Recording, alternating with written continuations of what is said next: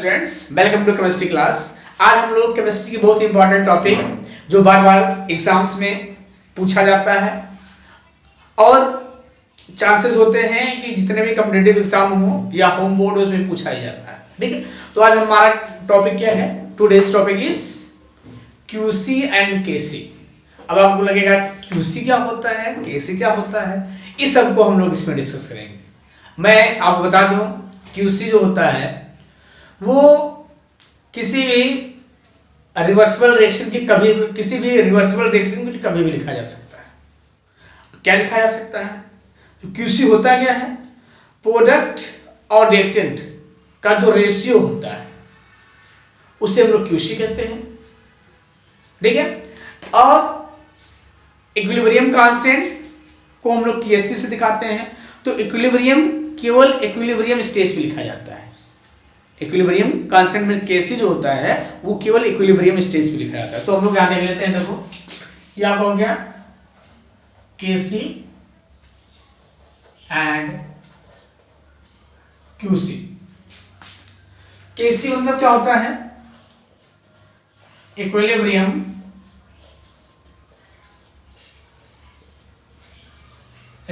Constant, ठीक है, at equilibrium.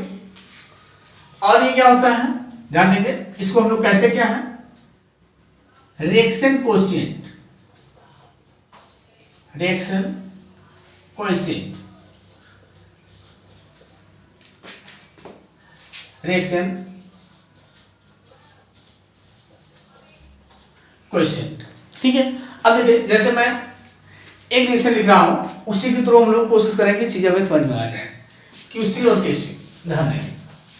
देखो जैसे मैं एक रिएक्शन लिख रहा हूं, A is reacting to B and forming C plus D। ये आपका रिएक्टेंट हो गया, ये आपका प्रोडक्ट हो गया। ठीक है, अब देखिए इसके लिए अगर हम लोग केसी लिखेंगे, ध्यान देंगे केसी क्या हो जाएगा? Active mass of product upon active mass of reactant. देखो ये हो गया। ठीक है, ये केसी एट इक्विलिब्रियम। ठीक है, ध्यान देंगे मतलब इक्विलिब्रियम जो है केसी हमेशा उस केस में लिखा जाता है। कब लिखा जाता है? जब रिएक्शन इक्विलिब्रियम स्टेज पे हो तब ही हम केसी लिखते हैं और तभी केसी लिखना हमारे लिए सही भी होता है। किसी जब रिएक्शन इक्विलिब्रियम पे है तो उसके लिए केसी लिखना सही होता है। ठीक है, अब देखिए यहां पे अगर ये केसी मतलब इक्विलिब्रियम पे ना हो तो क्या हम लोग लिखेंगे? अगर इक्विलिब्रियम पे नहीं है तो उसके लिए भी हम लोग क्या लिखते हैं? ये इक्वेशन लिखा जाता है, लेकिन इसको दूसरा नाम दिया जाता है। इसको कहा जाता है कि product ratio of product to reactant at any stage. जैसे देखो अगर मुझे इसके लिए केसी क्यूसी लिखना है, ठीक है, मतलब हम लोग कह सकते हैं QC is the ratio of product to reactant at any stage of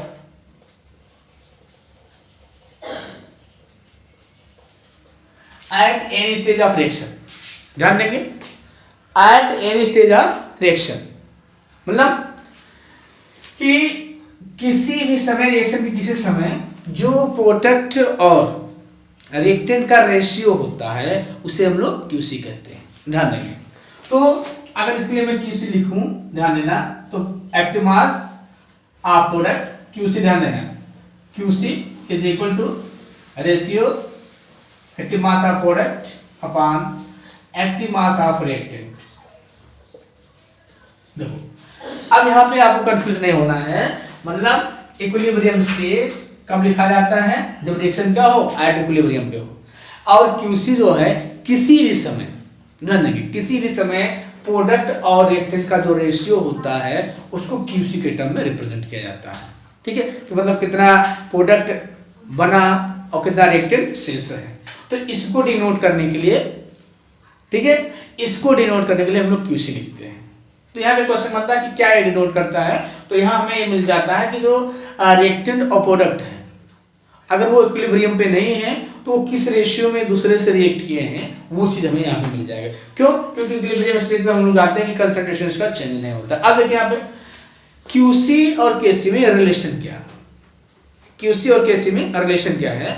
तो इसमें अगर हम देखते हैं कि अगर QC और KC की वैल्यू दी गई हो किसी भी रिएक्शन, मैं जनरल मेथड बता रहा हूँ, इससे बेस्ड आप बहुत सारे क्वेश्चन कर सकते हैं, इसलिए मैं किसी एक पर्टिकुलर क्वेश्चन को लेकर ना करके मैं एक जनरल मेथड बता दे रहा हूँ जिससे आप सारे क्वेश्चन से कर लीजिए। ठीक है, तो मैं मेथड बता रहा हूँ, क्वेश्चन आप स्वयं कर सकते हैं। ठीक है, जैसे अगर हमें QC और KC दिया, ठीक है, QC और KC दिया हो और दोनों की वैल्यू दी गई हो तो उससे हमें रिएक्शन के बारे में क्या जानकारी मिलती है। ठीक है, तो यहां पे ध्यान दे दीजिए, देखो QC और QC, KC, ऐसे ध्यान दो, KC एंड KC, ध्यान दें। अगर QC is greater than KC, ध्यान दें, QC is greater than KC, QC is greater than KC, product will form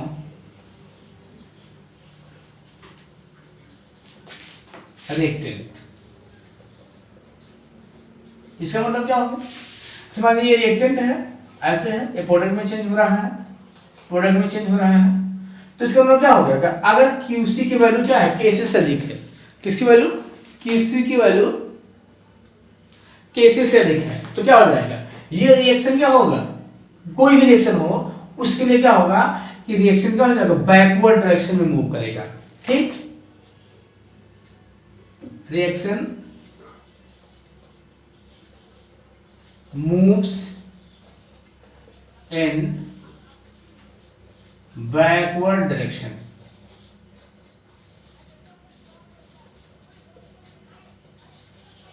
बात समझ में आ गई होगी।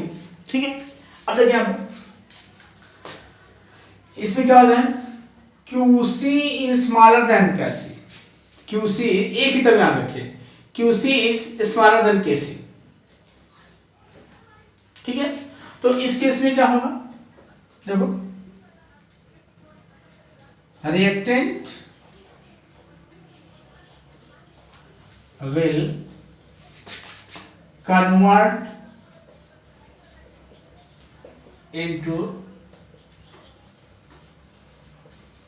प्रोडक्ट। रिएक्टेंट क्या होगा, प्रोडक्ट में कन्वर्ट हो जाएगा, मतलब reaction will move in forward direction, what, forward direction. ठीक है, ये हो गया। अब देखिए तीसरा केस क्या है, अगर QC और KC दोनों ध्यान देंगे तो क्या होगा, रिएक्शन is at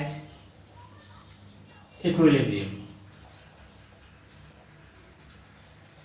क्या हो बेटा, अगर QC और KC की वैल्यू क्या हो, इक्वल हो, तो वो रिएक्शन है, वो रिएक्शन क्या है, इक्विलिब्रियम पे है। मतलब यहां पूरा एक बात ध्यान दो, इससे चीजें क्लियर हो जाए। अगर उसके लिए हम QC कैलकुलेट कर रहे हैं और KC कैलकुलेट किए हैं, KC ध्यान देना, KC की वैल्यू दी रहेगी, आप QC कैलकुलेट करेंगे।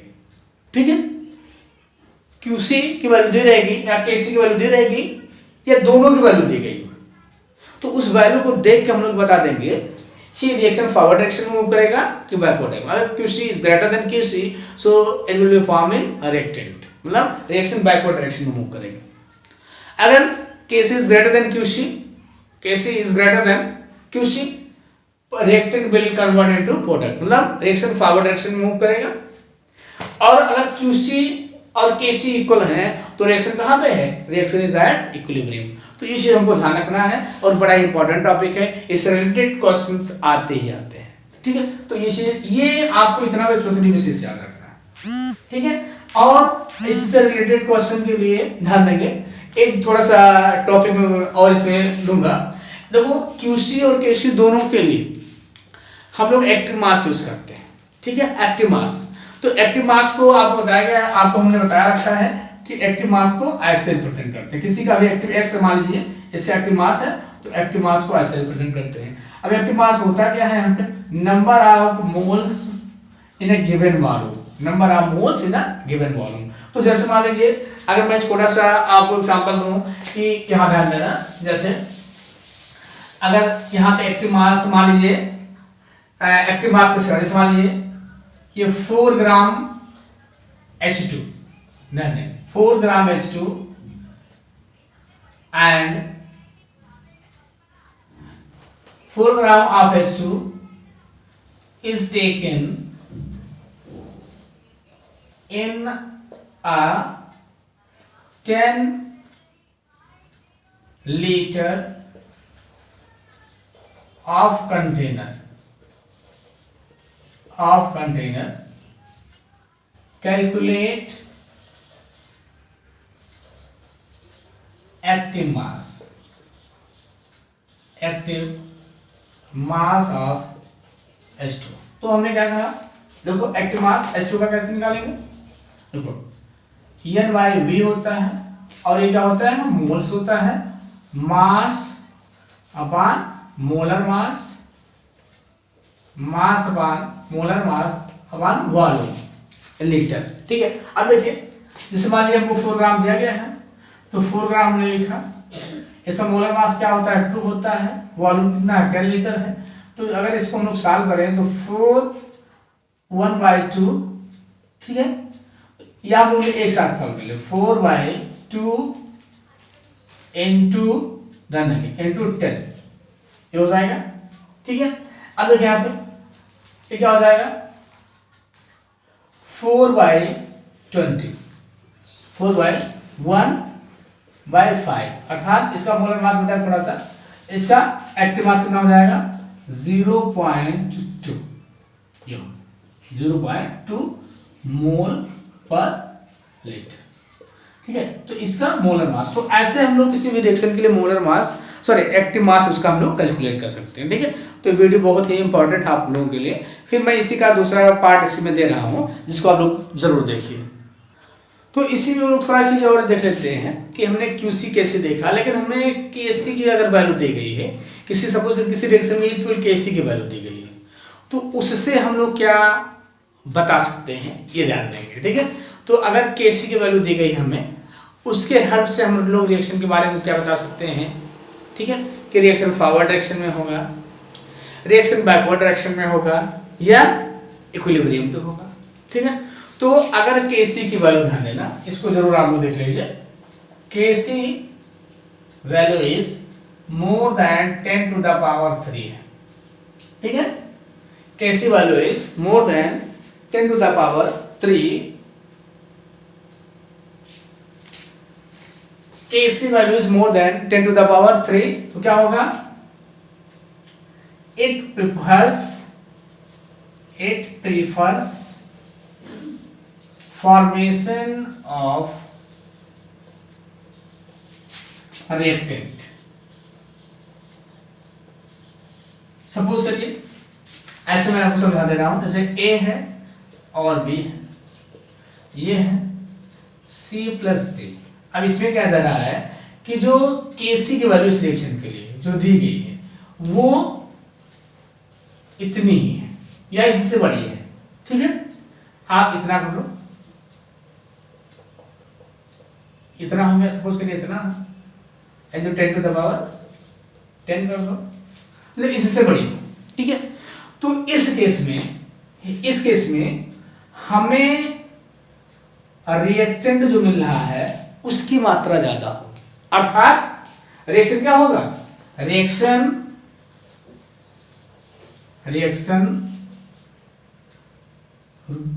या आप ऐसे कर दो, रिएक्शन विल फॉर्मिंग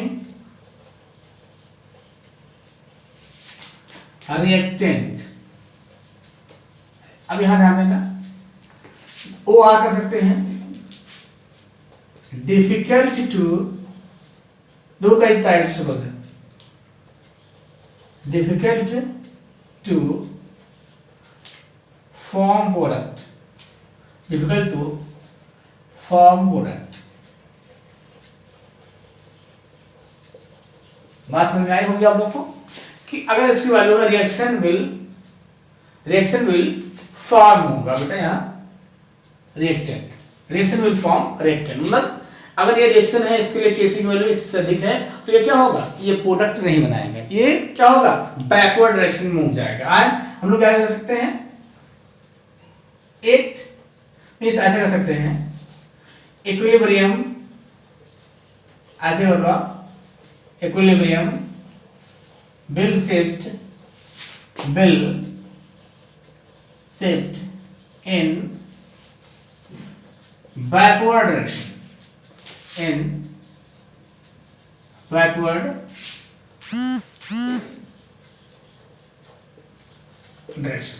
बात समझ आ रही है, अब क्लियर हो गया। अब क्लियर हो गया तो हम लोग नेक्स्ट पेज पे देखते हैं दूसरा पॉइंट क्या मिलता है इससे। तो ये इंफॉर्मेशन मिली है, ठीक है। अब देखिए आप, if KC value is very small, if KC value is very small, मतलब अगर केसी की वैल्यू क्या हो -10⁻3, मतलब ये बड़ा, मतलब वेरी स्मॉल, अगर वेरी स्मॉल होगा reaction prefer to form product,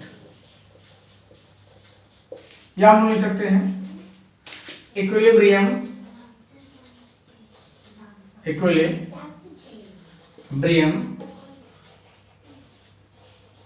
shifts in forward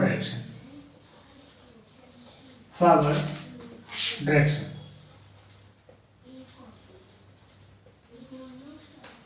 ठीक है। तो ये चीजें हो गई, ध्यान देंगे, ये हो गया, ठीक है। तो इसलिए अगर केसी की वैल्यू काफी कम है तो रिएक्शन क्या होगा, फॉरवर्ड डायरेक्शन में पड़ेगा। अब देखिए यहाँ पे, इफ केसी की वैल्यू क्या होगा, इसके और इसके बीच में रिएक्शन इज